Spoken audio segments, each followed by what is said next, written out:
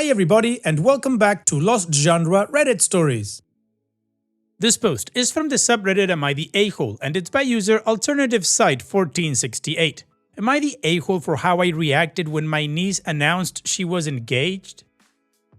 I, 33 male, have a pretty big age difference with my brother, 44 male. He had a child at 25, which means that I became an uncle at 14. Because we were pretty close in age, I formed a special bond with my niece, Ella, now 18 female. When she was 16, my brother and his family moved away, so I've been seeing them less recently, but we keep in touch and catch up at family events. Last year, at Christmas, my niece told me that she had a boyfriend and told me a bit about him, but I didn't know the guy. He was invited for Easter and a couple of other events, but he was never able to make it.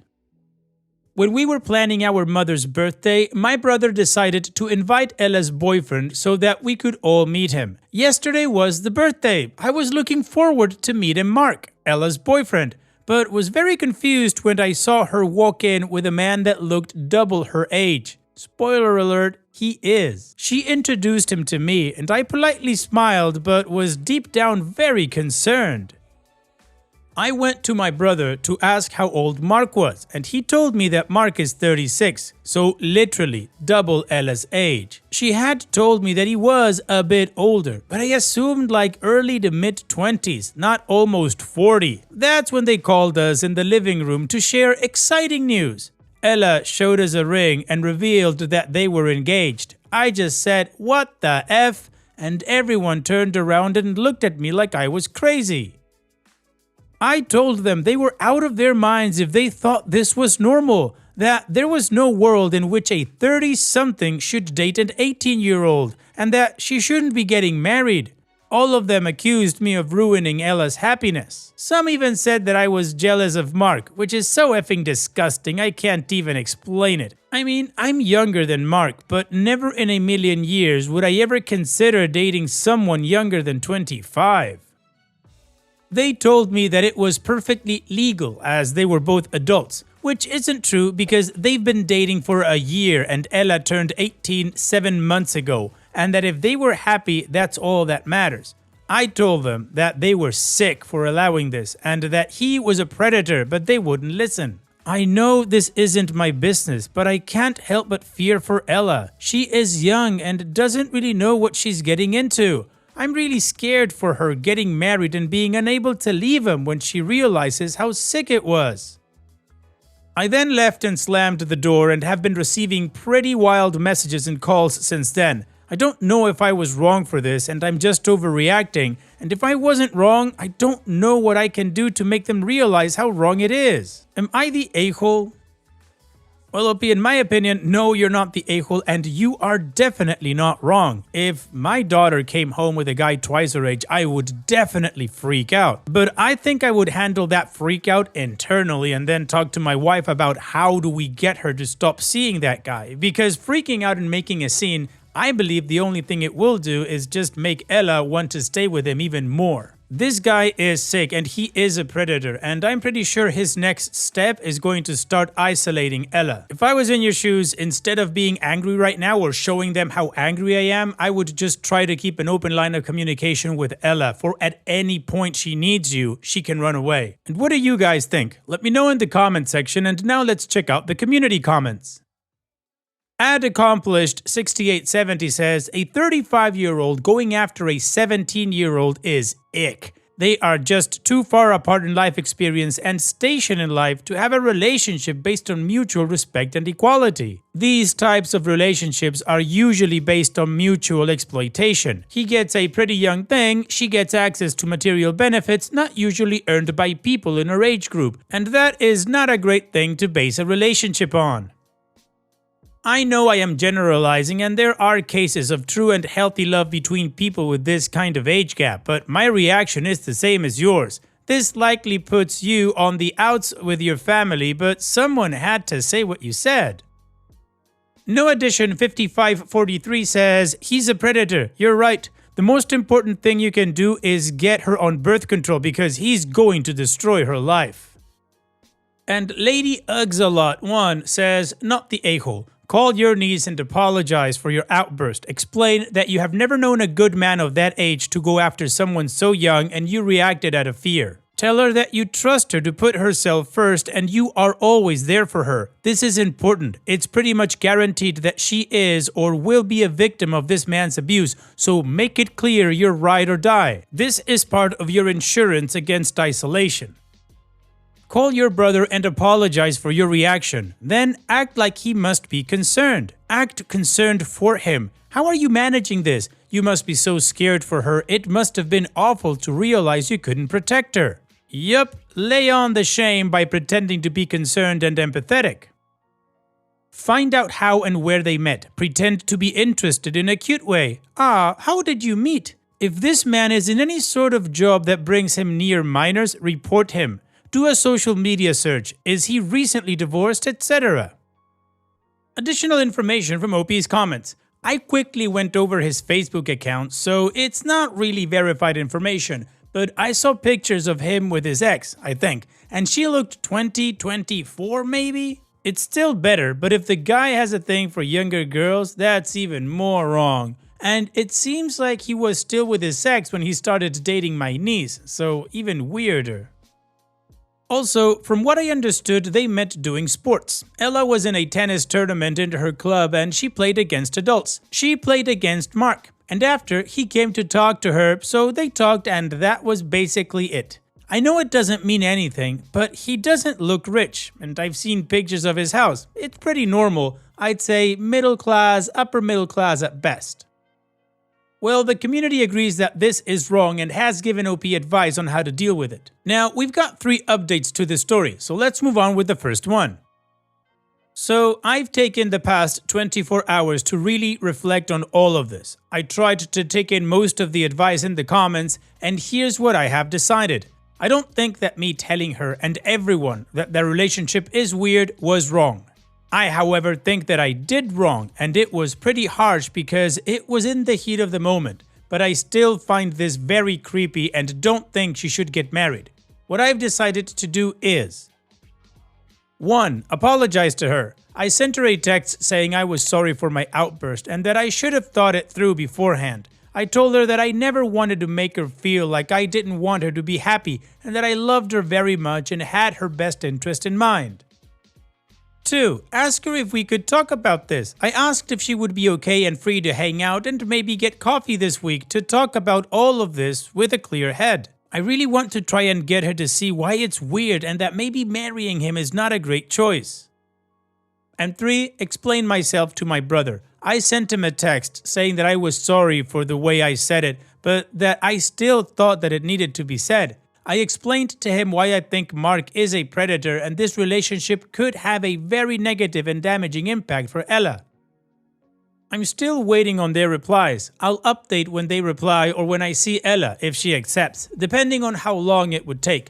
In the meantime, I really want to thank everyone who gave me advice and was constructive and really tried to help my niece out in this situation. I also send my best to all of the people in the comments sharing similar stories when they were the teenager getting groomed. I'm so sorry this happened to you and I really hope you're doing better now.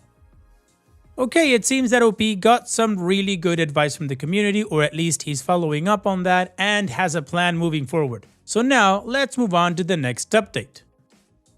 So, following my text, Ella replied and told me she agreed to meet with me and talk. I just came back from seeing her. Here's how it went.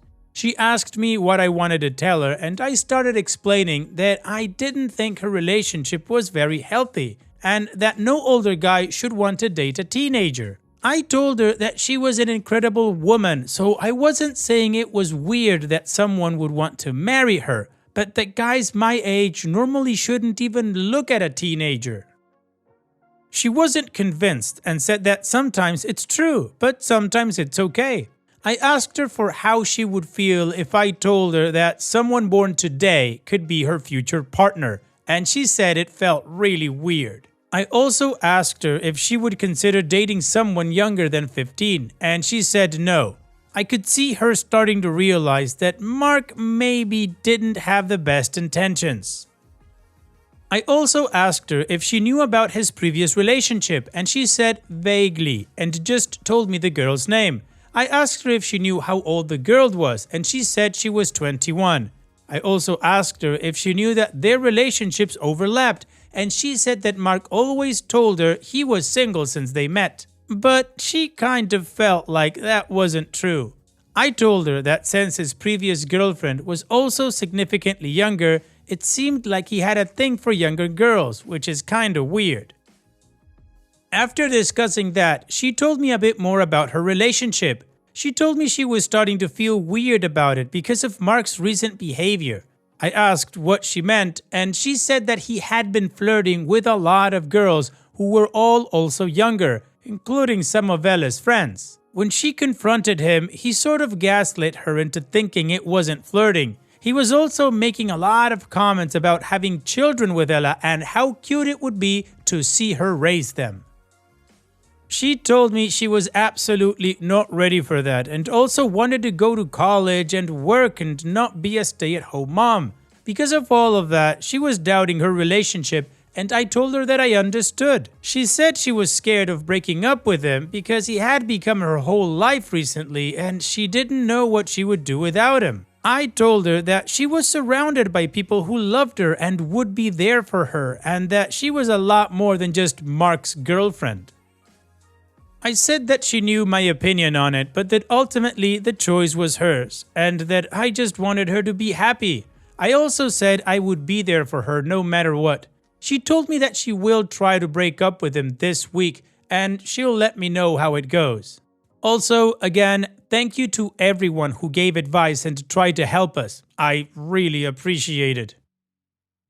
OP's edit. Okay, so I just want to say, some people in the comments seem to think that this is fake, and you know what? I can understand, and I don't really care. I'm not asking you to believe that my life is real or fake, and it's great that you don't just believe everything you see online. But I just want to say this. There are hundreds of people on here or elsewhere that share similar stories. I'm not really affected by people thinking I'm lying, mainly because I'm not the one in that situation. But some people might be. Some people come on here to share something that might have traumatized them, and the last thing they want is for others to think they're lying. So if you don't want to believe me, that's fine, but the next time keep that to yourself. It's fine to not believe something, but you don't have to say it because it might make other people feel really bad. Alright, well, OP was able to meet up with Ella for coffee and they had a really thorough conversation, and it seems like OP has been starting to get through to Ella. So now, let's move on to the final update to see how this story ends. I know it's been a while since I posted the last update, and a lot of people have been requesting updates on the whole situation, but until now I hadn't really received any news, so please forgive me if this update took a while to come. Since my conversation with Ella, I would check in on her once or twice a week and ask how things were, and she'd always tell me pretty much the same as what she told me a month ago. Basically, there were many red flags and she was getting more and more uncomfortable in her relationship, but she also didn't know how to break up with him.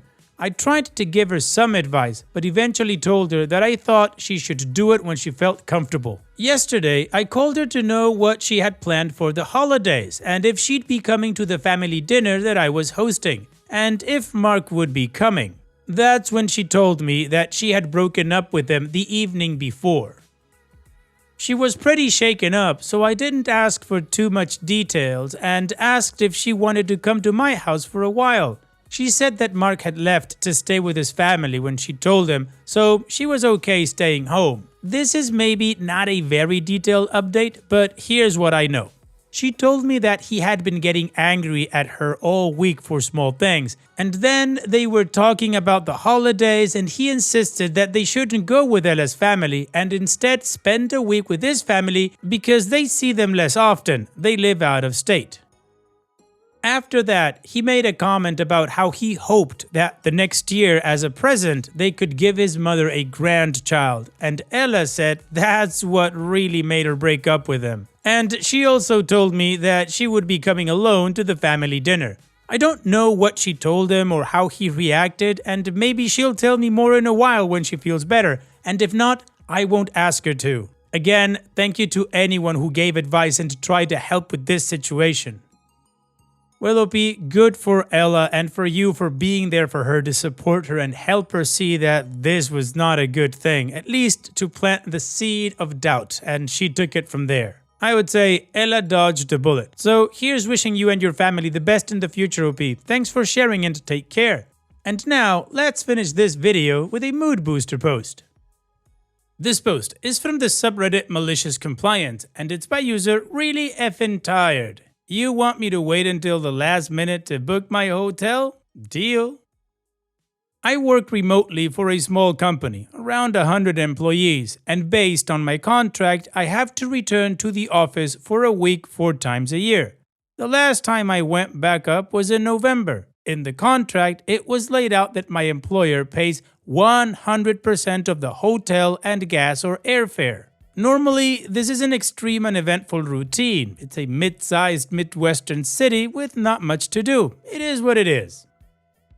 A few moments before I went back up, we had our financial audit, and one thing that was pointed out to our accounting department was a lack of controls on purchasing. The way it used to be was every manager or supervisor had a company credit card with a $1,500 balance. And as long as we stayed under that limit, we didn't have to do any kind of purchase orders. After our audit, my accounting team decided to make purchase orders 100% of their focus. Going forward, it doesn't matter what it was, what the situation was. If you didn't have an approved purchase order, you could not make the transaction. All of this happened in early October, and I was trying to book my hotel for my on-site week in November. Normally, I have freedom in choosing when I go on site, but I was requested to go that specific week by my CEO and CFO as we were launching some strategic planning and they wanted me on site.